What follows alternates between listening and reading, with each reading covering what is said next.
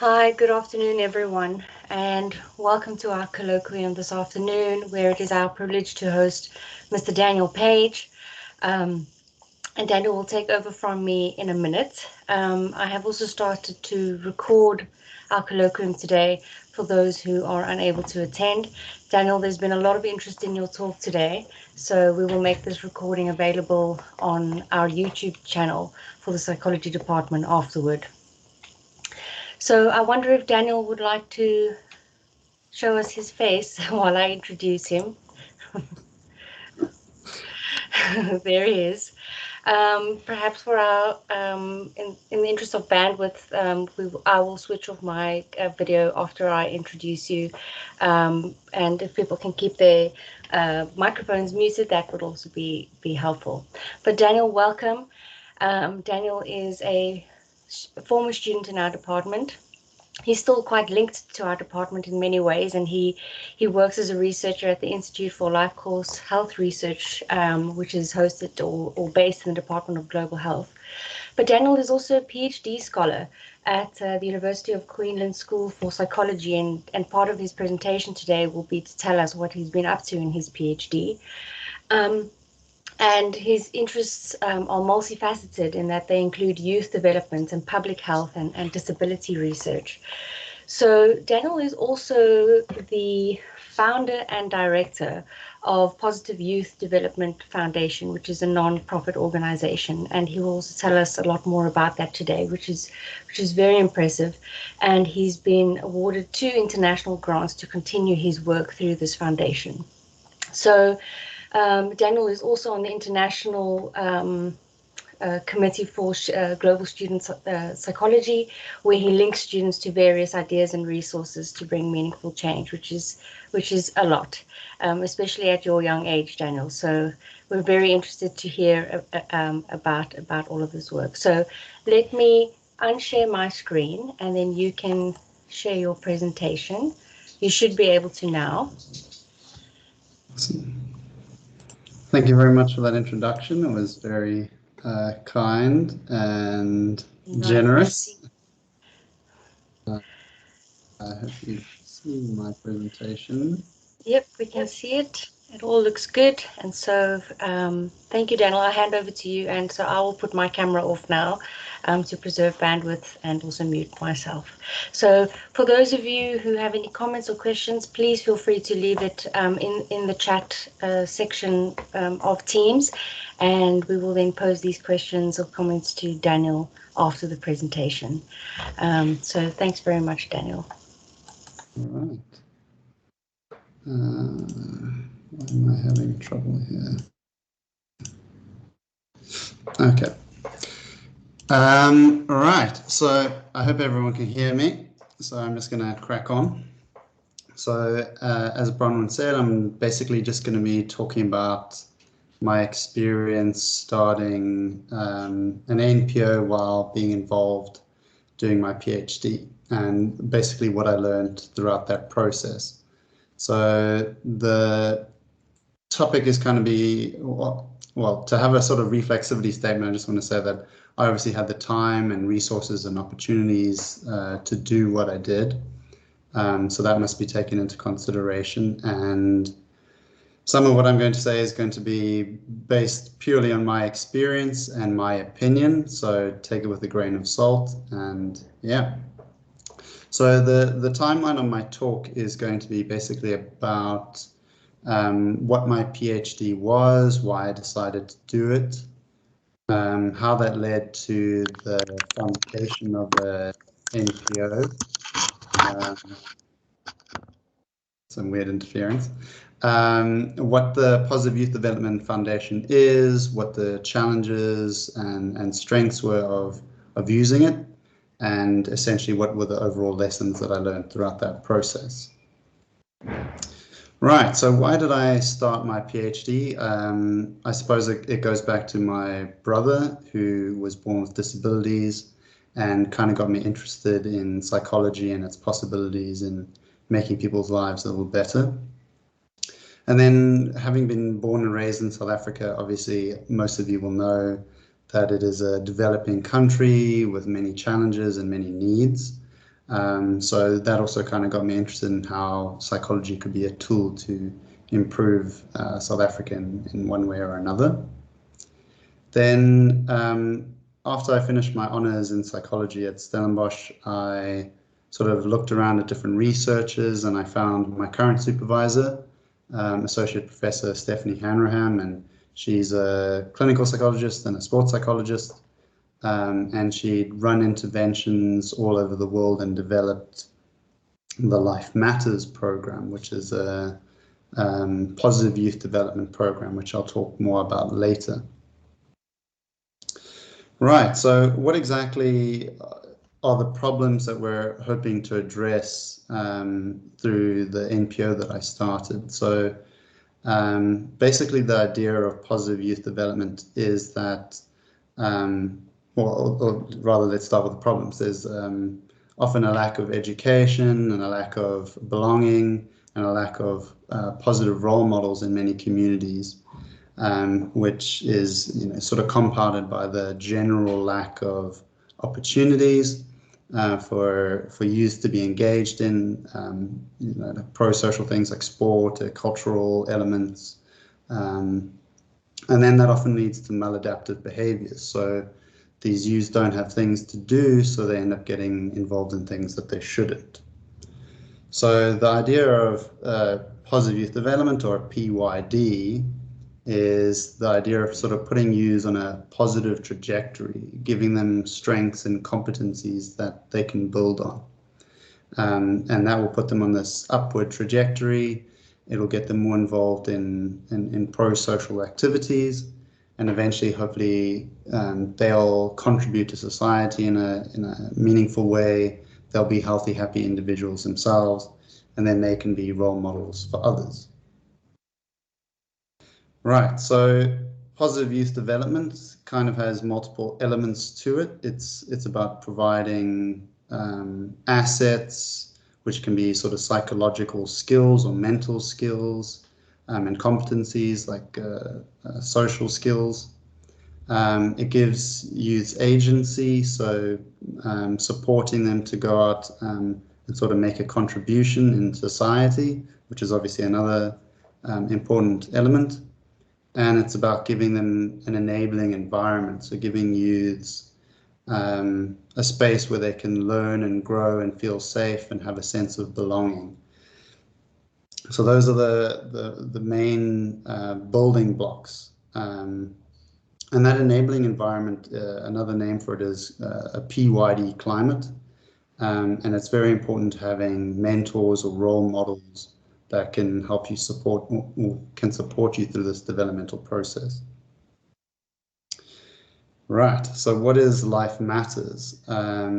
It's a combination of a different theories, so it includes some cognitive behavioral theory and self-regulatory skills building. It uses physical activities and teaches psychological skills. It's largely based on Lerner's 5 C's. So Richard Lerner is one of the big original names in positive youth development. And it's about incorporating these 5 C's. So caring, competence, character, confidence, and connection. Right. So what are the components of the intervention? So it's a 10-session intervention. Each session is about 2 hours long. It's group-based. It's cost-effective, requiring very few resources, so it's great for running all over the world. It's universal in that it has very few necessary cultural elements and has been run all over the world, from North America, South America, Oceania, and Africa.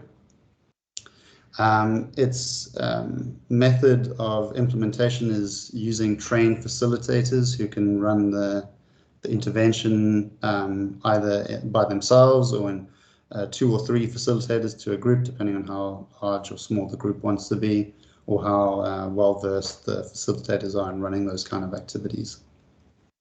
So each session includes activities and games designed to optimize learning and fun. written handouts in a booklet that participants get to keep afterwards. There's discussions to help learn and grow, and then there's like a takeaway life lesson or pro-social message attached to each session. The program's built to teach sort of psychological skills in a logical and complementary manner that builds one on top of the other. So just to name a few skills, things like activation control, self-reflection, imagery, and self-talk. Right, so what were the methods of my PhD? So it used a mixture of qualitative and quantitative methodologies to assess the implementation of the intervention with different groups. So the intervention was implemented with used with varying disabilities and chronic health conditions, and then adolescents from a low resource community nearby in Stellenbosch, as well as with university students. So the program is designed to have a fair amount of flexibility. So it's we tried to make it context specific and see whether it can work in these different contexts. So that was part of the evaluation. As I said before, the method for using it is training facilitators to then implement. So we kind of were assessing what was the benefit on students being trained just for their own personal development and how they could actually work as facilitators in South African context. And of course, evaluating what benefit the participants got, and that was done through various data collection. So our participants ranged in age from 13 to 28. In terms of gender, all of our groups were mixed gender groups. We didn't separate based on gender. The disabilities we had were a range of mild cognitive and physical disabilities or impairments, such as cerebral palsy and amputation, just to name a few. Ethnicity, we've had it run with a range of ethnic and racial groups, as well as language groups, so Xhosa-Afrikaans and English, and the program has been translated into those languages. It's also designed to cater to a sort of wide range of physical ability levels, so you don't have to be particularly fit to be involved in the program. And more recently, this year, we've adapted the programs to really accommodate very limited mobility and specific physical impairments. So whether you're in a chair and can't use your arms or can't use your legs, we've created new activities for that weren't originally in the program. Right, whizzing through this. So data collection, quantitatively, we collected 4 surveys looking at self-efficacy, personal growth, positive youth development, looking at those 5 C's that I mentioned earlier, as well as self-esteem. Qualitatively, we ran focus groups with the facilitators about their training experience and what they got from the being trained, as well as what they learned from implementing the program and whether they thought the intervention was appropriate to the South African context and how it could be improved further. And then all participants across the board fill in program evaluation forms, and then I took field notes. Right, so implementation. Some of the implementations I really just supervised and kind of just watched how the facilitators ran the sessions. The settings where we implemented kind of ranged in resources in terms of what they had. So, for example, the university students, sort of state-of-the-art, wonderful hall, whereas at some of the low-resource schools, they don't even have any fields or any hall, so it might be run in a parking lot or in a cement slab outside kind of thing. So the program was deemed appropriate and adaptable to the context in which we ran it. And participants, facilitators, and community gatekeepers felt that the program was beneficial. The program was also considered enjoyable.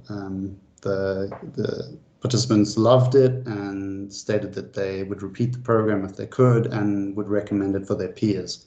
That was pretty much across the board, and wherever we ran it, people were saying that. And then we were successful, or the program was successful in creating this PYD climate that is positive, pro-social, and inclusive. Right, so what were kind of the outcomes of the studies? The metrics improved pretty much across the board on all the scales, not necessarily significantly, because not all the studies were powered for significance finding, or the finding of significance, rather. The participants all reported having learned skills, psychological skills, social skills, and there was also behavior change, so improved pro-social behavior and self-regulation, so learning how to manage emotions better. And the program was also giving participants like a sense of achievement and satisfaction, and a sense of mastery, which is very important. Whoopsie, my bad. And the facilitators sort of acted as role models for the younger participants, which is very important, both for the facilitator and for the participants. And participants would often open up about personal problems or questions after sessions, showing that they had developed a fair amount of trust in such a short period of time, despite socio-demographic differences. The students that were trained as facilitators, I believe that they actually get some of the greatest benefit, because it contributes to their personal development as well as their professional development, and it's something that they can use later in life. And I think there's great benefit for them being trained in this program or in any positive youth development program, as well as implementing it. Right, so creating the Positive Youth Development Foundation. Why exactly did I do that? So there's a quote that I put there, I'm still here and I'm not yet broken. So I was running the program with a mixed group of kids with disabilities and chronic health conditions, and there's this activity where everyone kind of has to pick a random item from a bag, and it's really just random stuff like sunglasses and a cork or whatever. And this young man's sort of holding this thing, and I can see he's twisting it and almost trying to break it. And in the activity, you're meant to kind of say something positive that connects you to this item in one way or another. And it was his turn, and he stood up and he basically said, you know, I've been trying to break this thing forever, but I realized, like this item, I've been, you know, like things have been tough and things have been trying to break me down, but I'm still here and I'm not yet broken. And he kind of spoke about how despite the adversities in his life, that there's a lot of positive, and he's really enjoying the program and how it's getting him to open up. So there's many stories like that kind of inspired me on a personal level. We can see that it is addressing a problem. A lot of the youth don't have after-school activities. They don't have a lot of friends. So it is helping to address some of those problems that I spoke of in the beginning. The significance is that there are many vulnerable groups. The program's evidence-based. Positive youth development is really lacking in South Africa. The intervention has been adapted. We can see that it benefits their health and well-being. So it really does seem to be having an impact. And it's my hope that by creating this non-profit, that we can have more longevity to the impact and more scalability, because as we know, a lot of research studies, you know, have a very small impact over a short time. Yeah, you know, we see, wow, it does amazing things, and then that's it, you know, it doesn't carry on. So I didn't want that to be the case. And a lot of the community leaders and community gatekeepers where I was running the programs really implored me to keep doing it. And then I also have to thank Professor Jason Beinkies. He kind of challenged me, and it was really his idea to create the NPO, and I kind of just went, well, that's a smart idea, so kind of went with it. Right, so building a foundation, you really need to develop a team. You need a minimum of 3 directors. So I'll go into who I chose and why in a bit.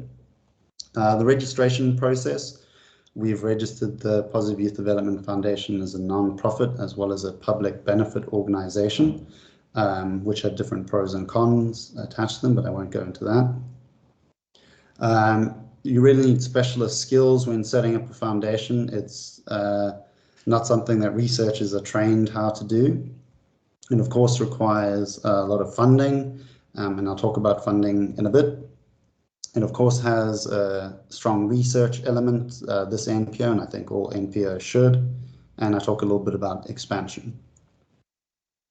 Okay, so the PYDF leadership involves me, obviously, Ruan Parrott, who's a data scientist and is completing his PhD in oceanography at the moment, and Willem or Vian Basson, who has trained at SACAP and is interested in extending his degree and training in clinical psychology. Right, so what did I wish I'd known when I started the NPO in the beginning? You really need lawyers to help set up an organization that best fits your aims. There's a lot of trickiness about how NPOs can serve certain groups, and getting PBO status for certain groups requires kind of like ring fencing these certain areas, and it's quite a complicated process. So you need lawyers, of course you need accountants, because you have to write up detailed financial reports, and you have to have your accounts audited every year. So that requires a bit of knowledge. The NPO sector, much like the academia, is its own beast, and you can't assume that it follows the same rules. It doesn't. So you really need to seek guidance on how it works. So that's also been a big learning curve for me. As well as business management. You're managing people, you're managing finances, you're managing reputation, you're managing multiple projects. So that side is both fun and tricky. And then marketing. If nobody knows what you're doing, nobody cares. So you really need to have a marketing side to your NPO. And then fundraising. Money makes everything possible. Just because something's important to you doesn't mean other people are willing to pay for it, is a reality. Right, so how does fundraising work? I've kind of included here on the side a graph from one of the largest NPOs in South Africa. It's public domain from the Desmond Tutu Foundation. So the majority of funding comes from grants. So that's social development grants, and to a much smaller degree, research grants. Research grants come with a whole bunch of issues in terms of how you use funding, and it gets very pigeonholed, so it's quite tricky. And then corporate social responsibility. Corporates are willing to make donations, then individual donations, which is usually quite a small part, whether that be from small regular donations or large corporates. Fundraising events, and then investments. Some NPOs have enough money that they can fund some of the activities based on a large endowment that they have from the beginning. For example, a very wealthy individual like Bill Gates starting a nonprofit. Right, so research and expansion. So the Positive Youth Development is involved in a number of sectors and needs to be involved in others more. So as I said, it is got a big research element to it, with ongoing research at the moment, and resource creation, and drawing on some of the strengths of academia, using the expertise, with advisory board members, and using access to journal articles and whatever helps strengthen what we're doing. That also helps us with the resource creation, as I spoke of earlier. And then part of having long-term impact is working with government and partnerships and alliances, whether that be in the NPO sector and academia, to really make a meaningful impact. And then, of course, campaigning and advocacy. As I said before, you need to bring attention to what you're trying to do to get people interested, whether that's through volunteering or donating or partnering with you so that you can reach new communities. That's obviously very important. Right, so what has the journey been like so far? So the PYDF got registered in 2020, which is when we started our activities. Great time to start in-person activities. And we've also been operating this year. We're running on 2 grants at the moment that were awarded to me, one from the Universe Foundation in Japan and another from the Australian Psychological Society in Australia.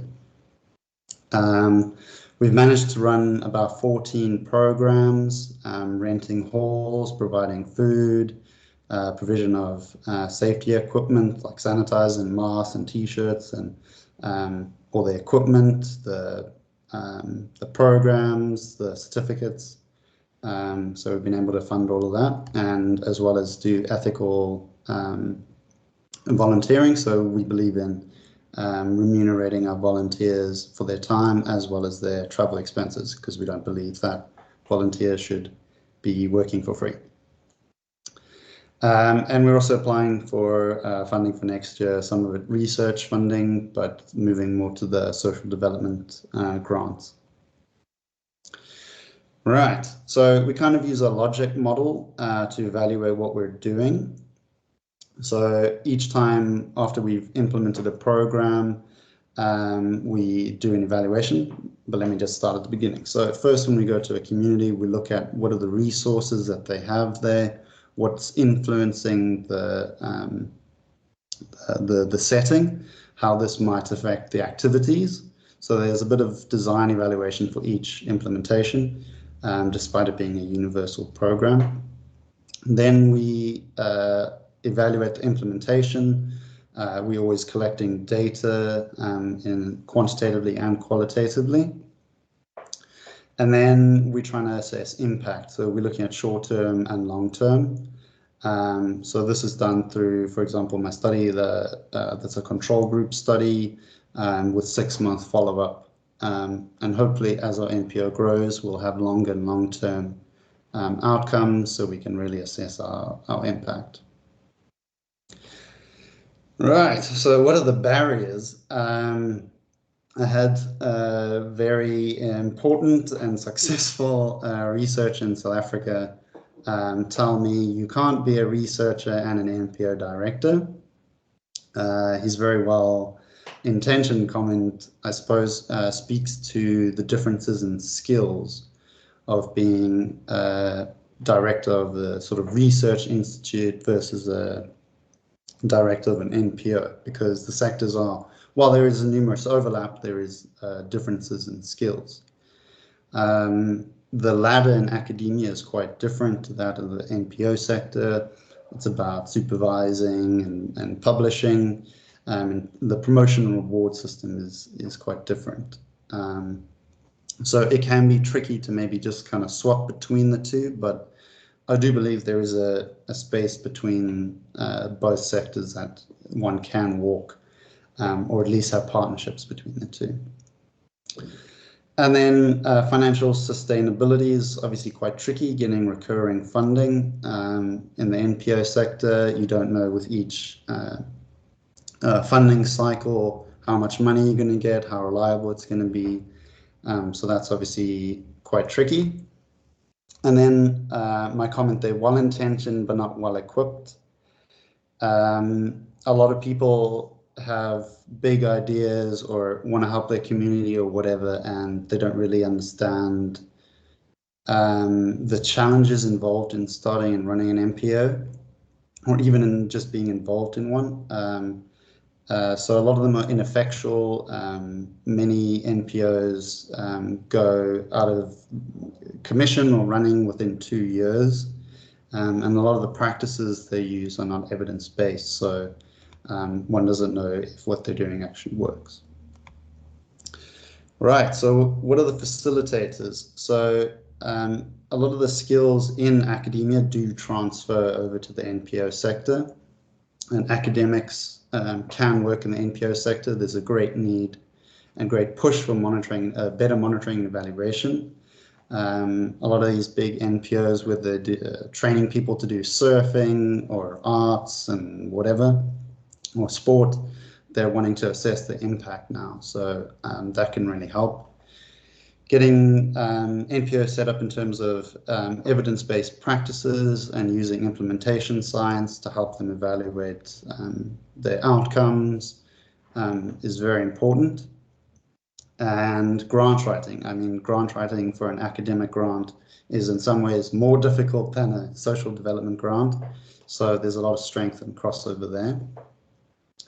NPOs, of course, have much greater reach than traditional academia does. They can employ people more long-term and can get into communities easier. They often have contextual knowledge.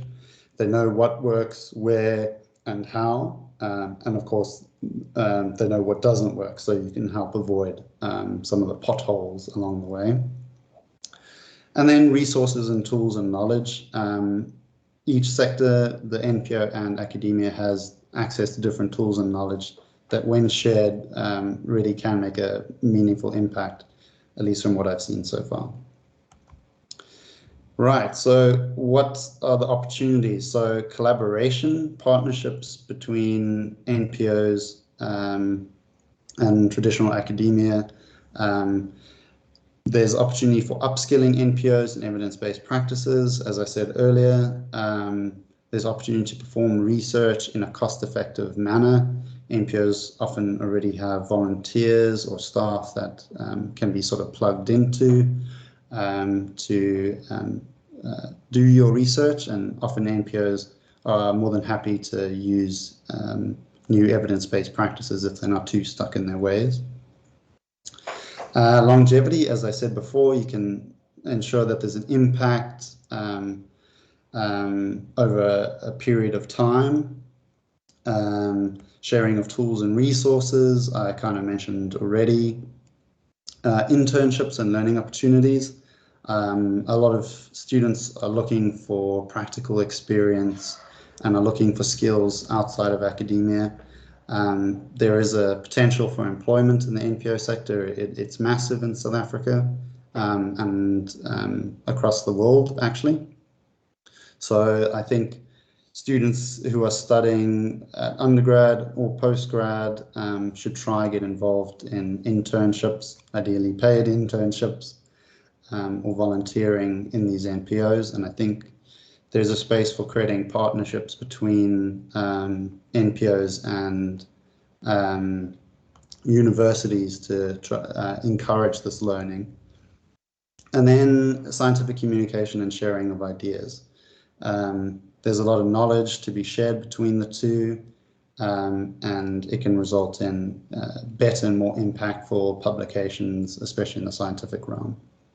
And of course, sharing ideas like this kind of presentation, showing people what's out there and how it works, I think has some sort of impact. Right, so what are the lessons I learned? Reinventing the wheel. You don't need to start from scratch. It's better to stand on the shoulders of those who came before you. There are many great interventions out there. Don't create a new one. Take one that works and make it better.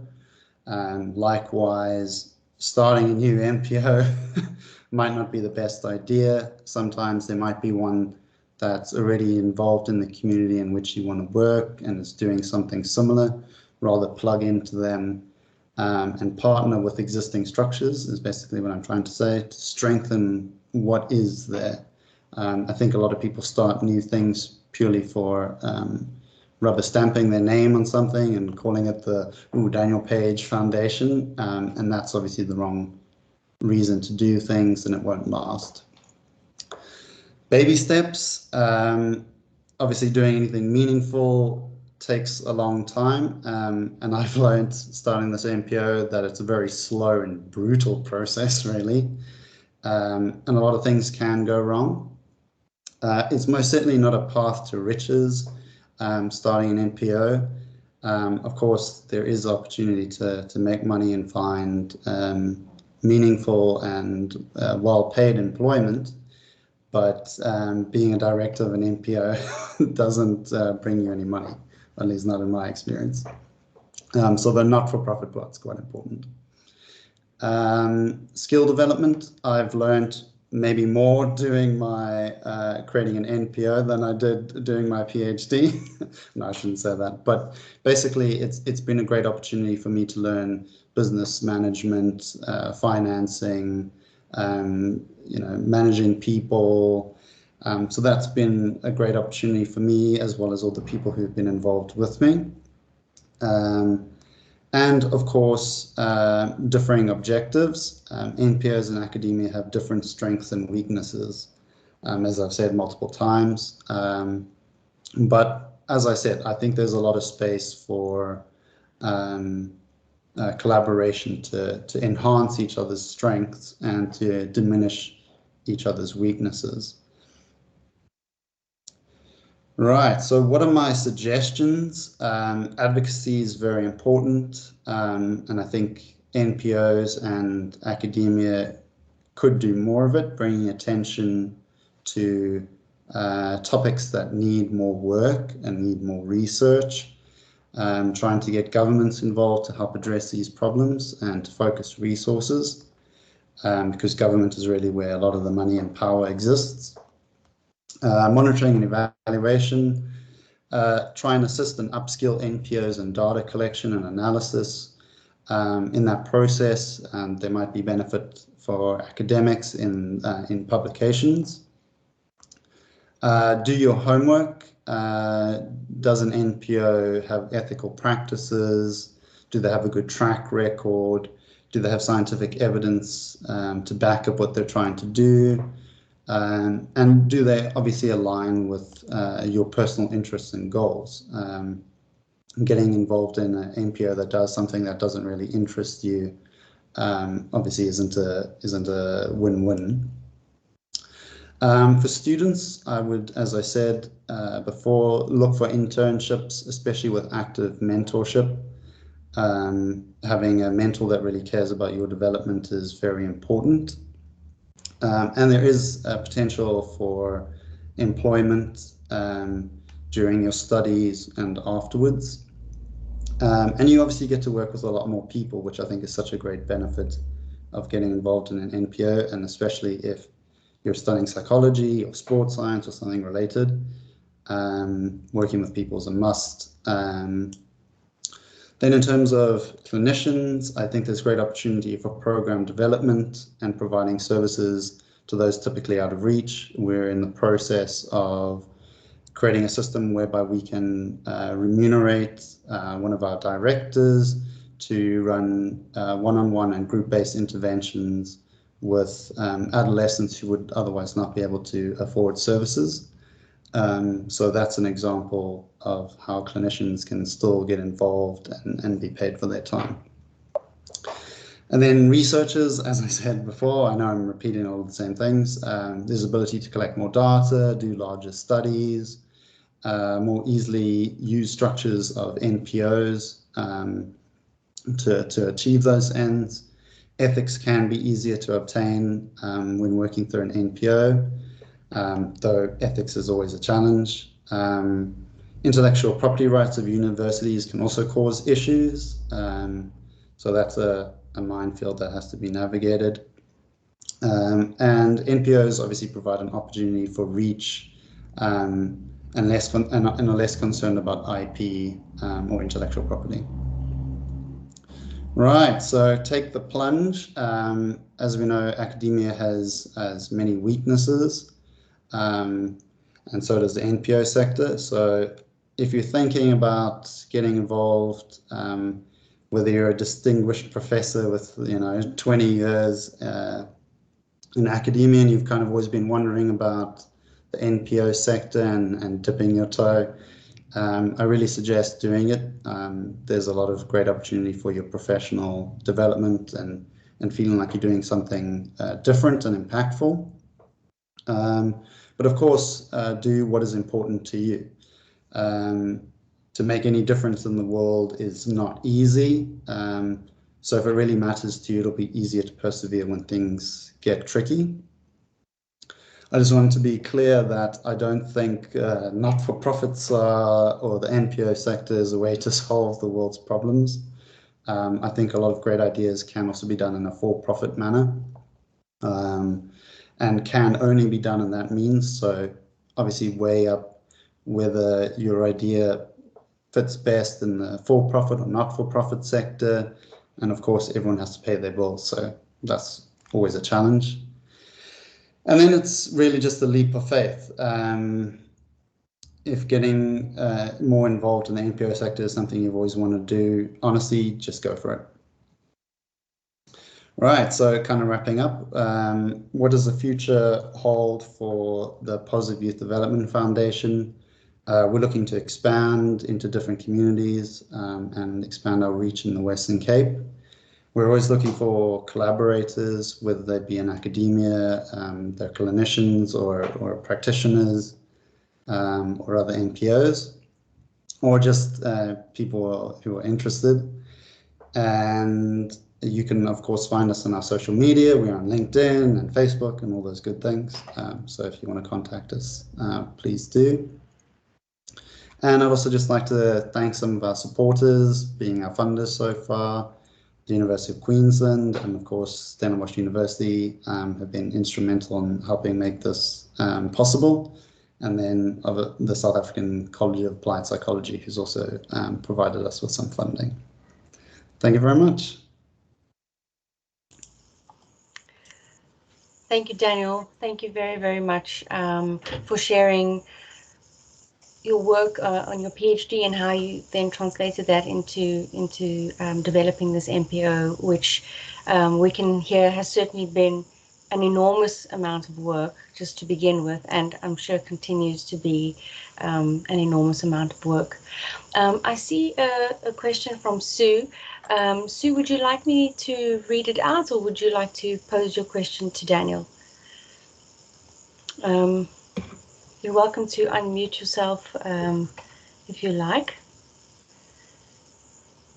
All right. So Daniel, Sue asks, did you devise the programs yourself?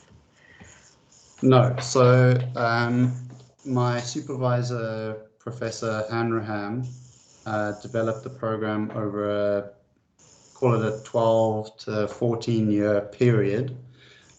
She worked in the high performance sector, and she looked at a lot of the psychological skills that she was using there and realized that they were appropriate and could be taught to youth. So she kind of, essentially developed it over a long period of time, kind of working it out. And I saw the effect that it had. She'd run it with orphans. She'd run it with inner city kids in America. It's been run in Papua New Guinea and in Tanzania and whatever. So no, I didn't develop the program. I'm just trying to make it better, is the long and short answer. If there are other people who have comments or questions for Daniel, oh yes, I see Professor Naidu has raised his hand. Tony, do go ahead.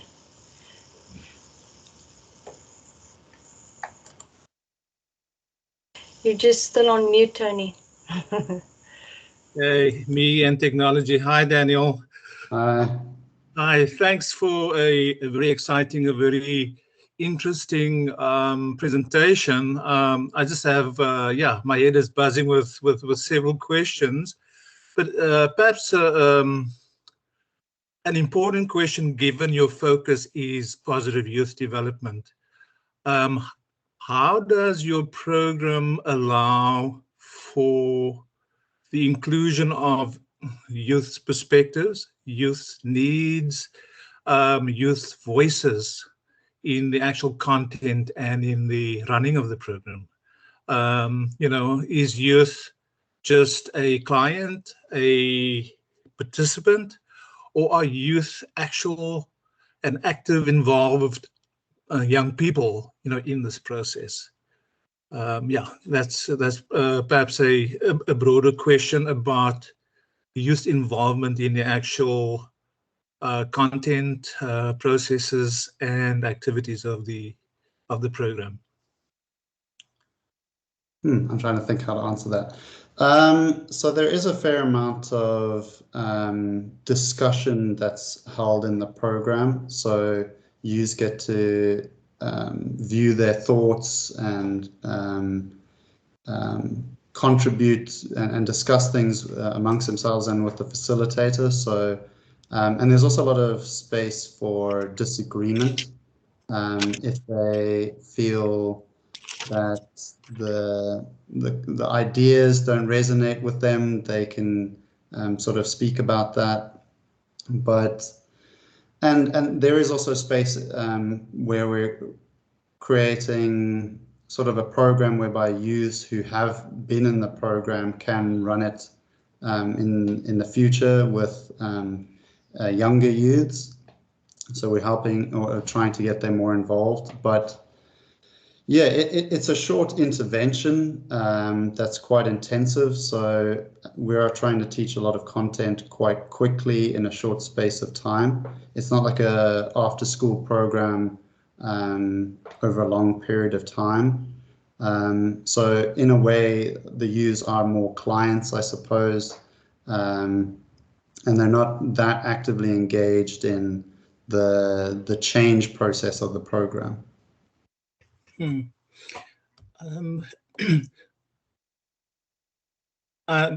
Perhaps that provides an opportunity, for the foundation, because one of the critiques about many youth interventions is that often it's adults, experts, putting our ideas together and imposing it on young people with our best intentions.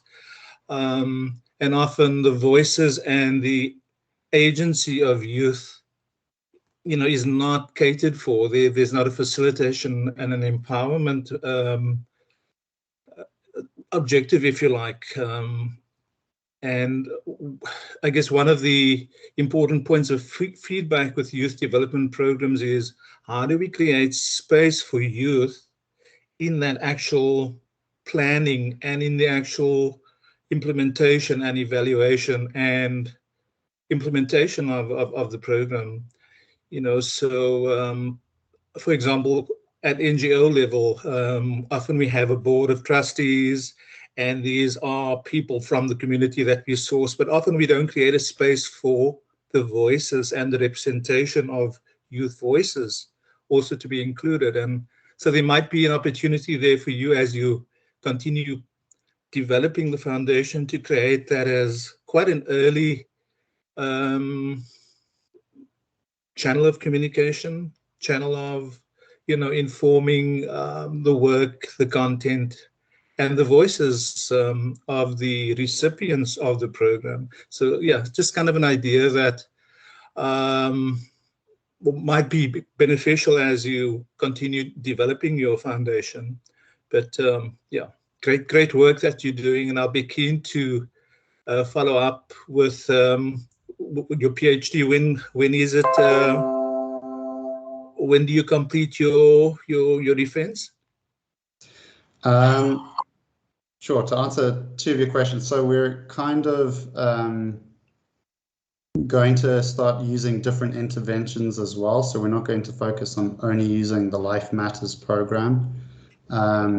So that's one thing I want to say. We have like quite a detailed program evaluation. So we do take a lot of the feedback from the youths, and we're going to involve different elements with different groups. So for example, in one of the low resource communities nearby, which its name I'm not saying on purpose, we're going to try using some of the music that they like in some of the activities, because That's some of the feedback that they've suggested. And I agree that, you know, there's a lot of space for improvement in these types of interventions, but there are so many challenges in just trying to implement a short intervention in the space where there are no structured activities like this at all. There's so much to overcome in just doing this, never mind all the improvements that need to be done. So I think, like, theoretically there are lots of things for improvement, but practically or pragmatically, that's a whole different discussion. And then in terms of when is my PhD done, potentially June next year. So 2 publications have been done or being finished, and there's another 2 before that gets done.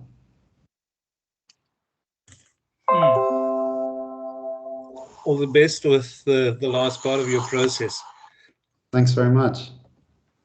Thank you, Tony.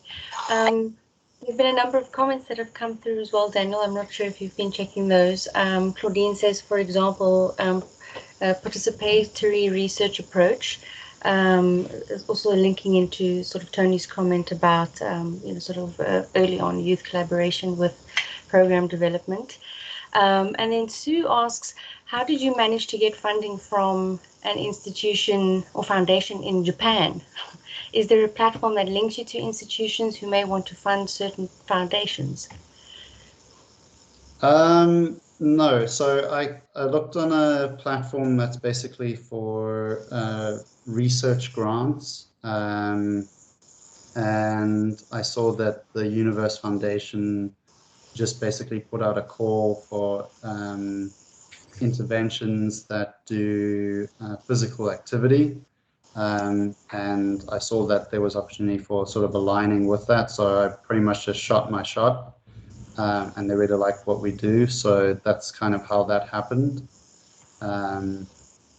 But so there are a few research platforms online that kind of show all these lists of grants, but it's really up to you to go through each single one and see if you align with them. There isn't a nice manicured way where you can kind of just put in what you do and they let you know where all the grants are. Fortunately, or at least I don't know of one. Sounds like an app you can develop for us, Daniel. Yeah, maybe I should create that database. Limery says, thank you, Daniel. This is so useful. I've tried setting up an NGO and all the pitfalls that you describe are so pertinent. So that's really valuable. I wonder if anybody else has a question that they'd like to pose to Daniel. Tony says, is there a particular criteria for the schools which you partner with? No, the schools that I partnered with were from sort of like relationships I already had from, so I did research with under Bronwyn when I was doing my honors, and through that I kind of got introduced to a school that caters to adolescents with disabilities. And long story short, the principal asked me to run some programs there based on stuff I did with an occupational therapist. And I said, oh, I have something I'm doing for a PhD, in which case I was invited in. So the communities that I'm involved with in the moment were pretty much invited into. And then when the research was done, they asked us to continue. So we're kind of just trying to solidify that base. And then after that, no, we'd like to ideally get it into every single school, or as many schools as we can. It's obviously voluntary. So no, we'd like to do it everywhere if we could. No criteria. Tony says, Tony, I see you still have a hand up. I don't know if you, well, let me read this out. It says, can you tell us more about the benefits of adopting a public benefit organization approach? So public benefit organizations can give tax exemption certificates to donors. So if only certain sectors can actually get PBO status. So youth development actually isn't a sector where you can get PBO status. So for example, if a big business donates money, then they have the benefit of getting this tax exemption certificate. That's pretty much it. And the downside for the organization is that they have to go through an additional audit. So there are some more legal parameters, financial restrictions, but the real benefit is potentially getting more donations because of that certificate structure. All right, and Tony's follow-up question is, how did you circumvent this? So when I set up the MPO, I had a few discussions with the lawyer. So we looked into registering the MPO in multiple sectors. So we're in the youth development, sort of like sustainable development goals, counseling and environmental affairs, and then obviously like a bit of the disability sector. So we kind of spread ourselves quite wide so that we had flexibility to do multiple different things. And then we applied for all those criteria for PBO status. But then you can't get PBO status for all of those things. I'm trying to answer your question very quickly. All right, thanks, Daniel. I'm mindful that some people will be getting load shedding at 2. So perhaps this might be a good point to just thank you so much for sharing your insights. There's a lot of questions. I myself have quite a few too, which I could pose to you. There are comments coming up as I speak. Perhaps, you could engage in some of the feedback on these comments on a separate platform just for the sake of time. But thank you so much, Daniel, and we wish you all the best with your foundation and with your PhD. And thank you to everyone who attended this afternoon. Well, all right. Thanks very much. It's a Cheers, pleasure. everyone. Bye. Bye.